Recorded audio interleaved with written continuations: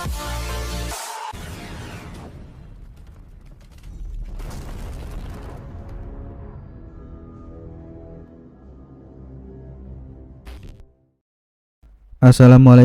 warahmatullahi wabarakatuh.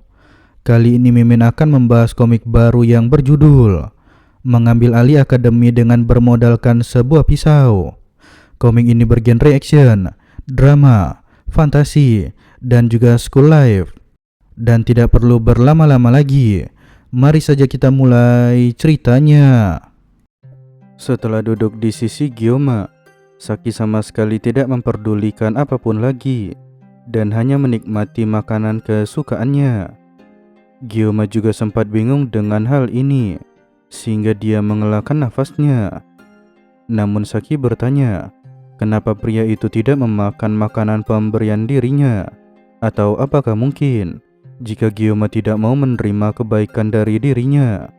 Gyoma tidak menjawab, namun dia memberitahu jika terkadang Chloe yang duduk di tempat Saki berada. Namun Saki tidak peduli dan dia bertanya balik, apakah tempat duduk para kadet sudah ditentukan? Karena tidak ada peraturan yang seperti itu, maka yang pertama datanglah yang berhak atas tempat duduk mereka. Gyoma tidak bisa membantah karena apa yang dikatakan oleh wanita itu, semua itu memang benar apa adanya. Namun Gyoma sempat penasaran dan dia bertanya kepada Saki, kenapa wanita itu pindah ke kelasnya. Namun sebelum pertanyaan itu selesai, secara tiba-tiba instruktur menyuruh para kadet untuk segera berkumpul. Tapi pada saat ini, Gyoma juga kembali bingung. Di saat semua orang bersiap untuk berkumpul, tapi Saki malah bersiap untuk tidur. Dan ketika ditanyai, kenapa wanita itu tidak bersiap untuk melakukan latihan pagi, tapi dengan santai Saki memberitahu bahwa dia sedang bersiap untuk melatih mentalnya. Tapi sebelum dia terbang ke alam mimpi, Saki memberitahu bahwa mulai dari sekarang dia meminta Gyoma untuk memanggilnya dengan sebutan Ryojo dan bukan Saki lagi. Karena di negerinya hanya teman dekatlah yang bisa memanggil menggunakan nama depan. Di sini Gyoma berpikir, bukankah Wipon itu adalah teman dekatnya Saki? Jadi karena hal itulah Gyoma bertanya, bukankah Wipon memanggil wanita itu dengan panggilan Saki? Namun Saki menjelaskan bahwa itu sama sekali tidak ada hubungannya. Dan sebelum tertidur, wanita itu juga memberikan semangat kepada Gyoma. Dan sekarang, cerita berganti di kelas yang berbeda. Rahel bertanya, apakah Abel sudah mendengar jika Saki telah pindah kelas? Karena anak itu selalu terlihat bermalas-malasan, jadi Rahel penasaran sebenarnya ide gila apa yang sebenarnya dipikirkan oleh anak itu. Akan tetapi, Abel sama sekali tidak tertarik dan dia hanya mengatakan begitu. Tapi sebaliknya, Rahel memiliki rencana untuk mengganggu Abel. Dia bertanya, apakah Abel mungkin saja sedang kecewa? Perpindahan kelas itu hanya bisa terjadi jika ada tempat yang kosong. Dan tahun ini, kelas kita telah kehilangan satu siswa. Bagaimana Saki bisa mengetahuinya dan bergerak lebih dulu dari orang lain? Anak yang selalu tertidur sepanjang waktu di gedung, tapi dia mengetahui semua ini. Abel belum menangkap pembicaraan ini, dan dia bertanya, apa hubungan Saki pindah kelas dengan dirinya yang kecewa? Abel dengarkan baik-baik. Aku dengar dari Wipon, jika seminggu yang lalu dia membentuk party dengan Kang Gyoma, dan mereka menyelesaikan Dungeon Water Buffalo. Si Saki itu, jika dia menyukai Kang Gyoma, bukankah seharusnya berurutan? Karena si Kang Gyoma itu, bukankah dia sudah direservasi oleh Abel tercinta kita? Dengan muka yang memerah, Abel langsung gelabakan saat menghadapi Rahel. Dia meminta temannya agar segera berhenti berbicara seperti itu. Namun Rahel sangat sadar jika Abel paling bereaksi itu ketika setiap kali mereka sedang membahas tentang Kang Gyoma. Jadi dia pun bertanya, apa Abel mempunyai perasaan terhadap pria itu? Abel memperjelas bahwa dirinya hanya pernah beberapa kali menyebut nama Kang Gyoma dan mereka tidak memiliki hubungan apapun.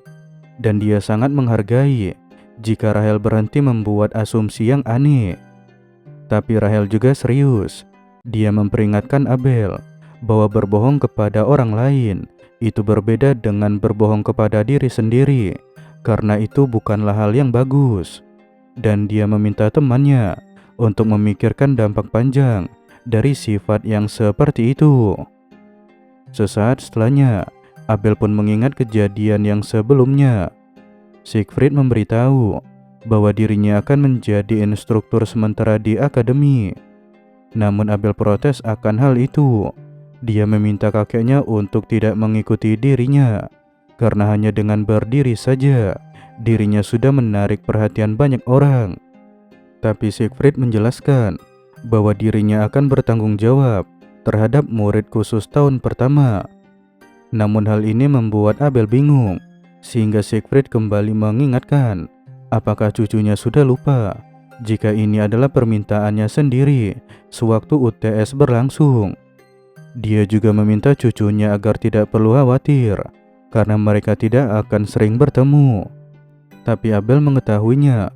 Meski Siegfried mencoba untuk menyembunyikannya, tapi Abel bisa melihat kesenangan yang terpancar jelas dari wajah kakeknya. Suar Emperor yang selalu terlihat bosan, sekarang dia turun tangan sendiri karena murid yang bernama Kang Gyoma, seorang jenius yang langka yang mengabaikan status dan juga latar belakang bangsawan, dan dia murni menyelesaikan semuanya hanya dengan menggunakan pedangnya. Seseorang yang saking bertalentanya sampai-sampai membuat orang iri. Pertama aku bertemu dengannya, dia hanyalah seorang pria kurus yang pemalas. Tapi sekarang, dia menjadi pria bertubuh kekar dan memiliki paras yang mencolok. Dibandingkan dengan Leon, yang disebut sebagai kandidat hero, dia memang berjalan di jalan hero. Tapi sampai saat ini, dia tidak pernah menunjukkan kemampuannya. Dan untuk Gyoma, dia tidak pernah menyombongkan kemampuannya. Dan dia dengan tenang berjalan di jalan yang penuh duri. Seandainya dia bersikap sedikit arogan, tentu aku pasti bisa membencinya. Namun Abel merasa malu karena dia cemburu dengan Kang Gyoma, karena dirinya tidak diakui oleh kakeknya sendiri. Tapi melihat ekspresi Abel yang selalu berubah-ubah, itu malah membuat Rahel semakin senang. Namun sebaliknya, Abel langsung gelabakan dan mukanya memerah. Namun dia juga memberitahu bahwa dia dan juga Gyoma, mereka tidak memiliki waktu untuk memikirkan perasaan seperti yang dikatakan oleh Rahel. Tapi karena Abel bersikeras seperti itu, akhirnya Rahel merasa lega karena dia tidak perlu bersaing dengan Abel. Melawan Chloe dan juga Saki, bagi Rahel itu tidak jadi masalah. Tapi lain lagi ceritanya jika yang dia hadapi itu adalah Abel, karena dia yakin jika dirinya tidak akan pernah menang jika harus melawan wanita itu. Tapi sikap Abel ini malah ambigu. Dia malah senang karena Rahel menyatakan jika tidak bisa menang melawan dirinya. Tapi ketika Rahel mengatakan, akhirnya wanita itu mengakui perasaannya sendiri. Tapi Abel malah kembali marah dan dia meminta Rahel untuk berhenti membahas hal ini. Dan untuk sekarang, cerita berganti di kelas yang berbeda. Pada saat ini, profesor sedang membahas tingkatan blessing. Untuk tingkatan pada blessing, itu ditentukan oleh sosok yang menjadi tempat tinggalnya.